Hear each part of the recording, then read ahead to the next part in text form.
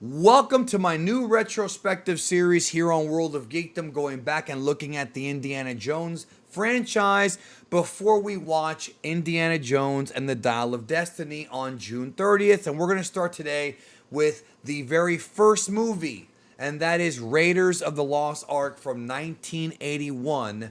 Directed by Steven Spielberg, written by Lawrence Kasdan, based on a story by George Lucas.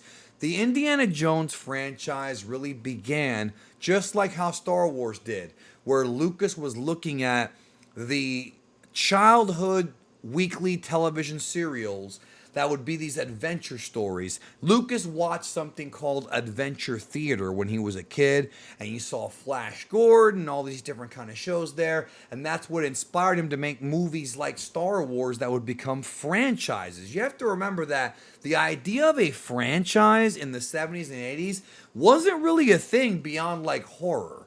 You know, you had sequels. You had Godfather, Godfather 2. You had some, you had a few Jaws sequels here and there. But as far as doing franchises where you have like, you have like a movie, then you have another movie, then another movie, then you have a TV show, then you have side projects, you've got toys. Like, that was not even a thing till like the 80s. And a big reason for that was Empire Strikes Back.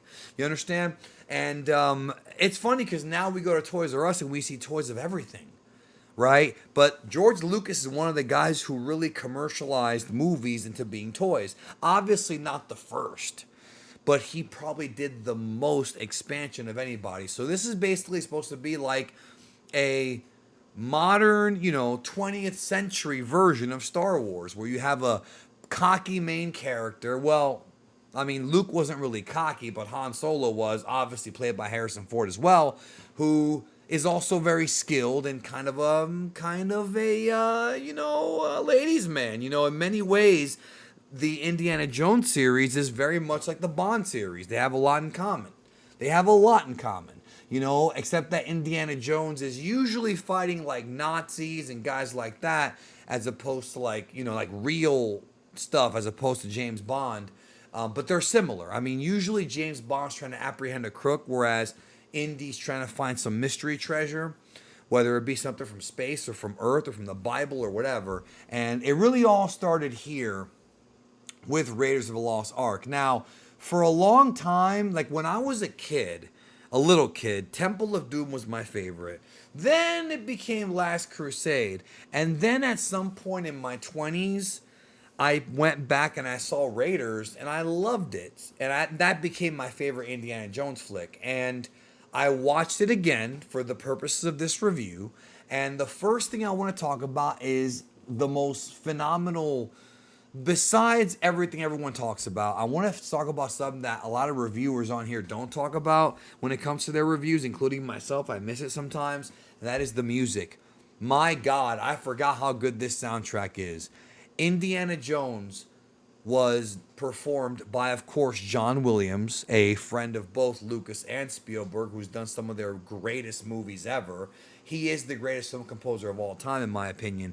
And here he once again lays down another one in 1981. And it's not just the main theme, it's also the love theme for Marion. It's the action theme, the Nazi theme, like just he he's a legend. When he dies, I'm gonna shed a tear. But my God, every note of this soundtrack is magic. It's absolute magic. Now, of course, this film pits Indiana Jones against the Nazis as they race to find the mysterious Ark of the Covenant, which supposedly was the ark that in the Old Testament the Jews carried, the Ten Commandments, the same one that Moses brought down from the mountain, and they were put into the Ark of the Covenant. And Adolf Hitler really wants it because he's obsessed with the occult, and he obviously heard that he who has the Ark of the Covenant can destroy armies. So it's part of his plot to rule the world. Now, first of all, that right there I love. I didn't really understand it as a kid. I think Raiders gets better when you get older. As a kid, the action scenes are fun and Indy's funny and all that.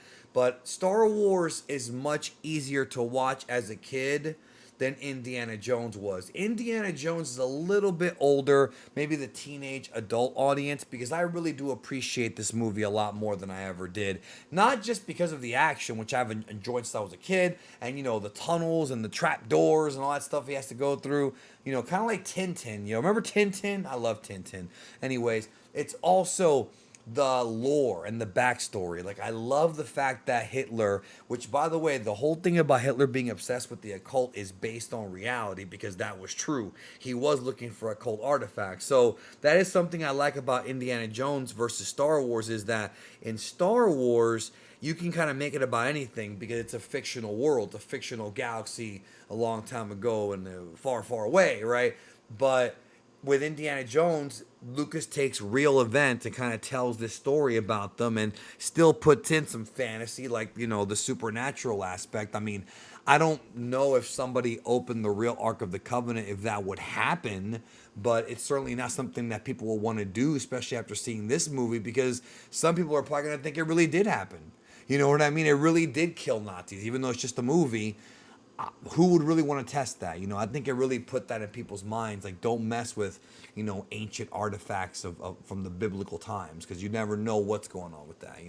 Then again, some folks aren't that superstitious. But anyways, Indy and the Nazis have to find this thing. So Indy goes to Nepal, then he goes to Cairo, and then he eventually ends up back in Washington. But you follow him on his adventures. Obviously, the phenomenal opening scene featuring a very young Doc Ock, Alfred Molina, going into the cave with Indy is a legend. I mean, a classic. I mean, you see him running from the giant boulder, classic.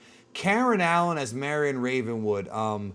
Dude, I love Karen Allen. I love every movie she's in. She was amazing in Starman. She was great in Scrooged. Karen Allen is like, she's just, I don't know what to tell you. She's awesome, bro. She's got the prettiest smile of almost any actor. I love her smile. And she's phenomenal in this movie as Indy's love interest, and I love what she does. Again, Lucas is able to write women to be empowered without making it seem political. Like Princess Leia, for example. Like, he's able to write women characters as being strong women without it being forced upon him, and that's what makes him a different writer than what Disney Star Wars has been doing. Disney Lucasfilm, that is. Paul Freeman as Rene Belloc. I love him as, like, Indy's rival. Like, I don't even think that having him even being a part of the Nazis was necessary. They could have done something else with him that was similar, but it just added to, like, the dislike, you know what I mean, of him as a character. It's funny because I watched the action scenes in this movie, and this is just a few days after I had seen Fast 10 when I saw this, and it's like, yeah, Fast 10 is so over the top that the little car chase or truck chase scene in this movie is so, it pales in comparison. So you kind of have to, like, rewire your brain back to 1981 when this stuff wasn't so commonplace, and before the Fast movies came along and just completely flipped car action scenes upside down, pun intended. You know what I'm saying? This is still a great scene. And it's interesting because this movie, when it first came out, there wasn't too much interest in it. It actually was a huge success, but Superman 2 was also coming out at the same time, and that was one that was way more hyped up, because obviously it was from a previously established film, it was a sequel, whereas Raiders was the first of its kind, but it wound up doing so well that it ended up playing in movie theaters for over a year. And remember, this is back in 81. Like, you couldn't just go, there was no stream, you couldn't just buy the DVD in 3 months.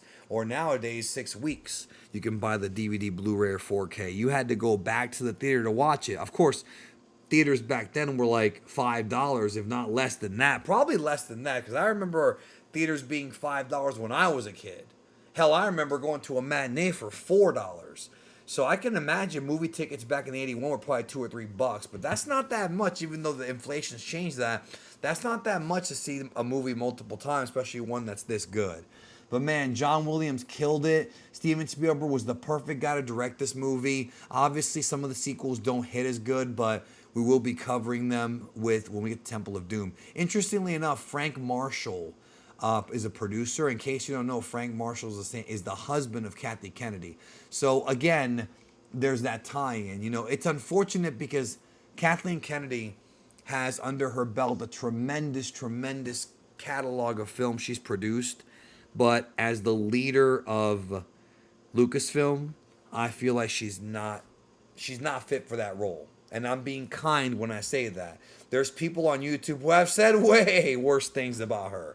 The nicest thing I can say about her, without coming off, like I'm angry at her, even though I have been in the past, is, hey, she's not fit for that job.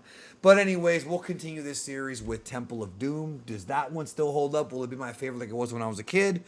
We'll find out in that review. See you then.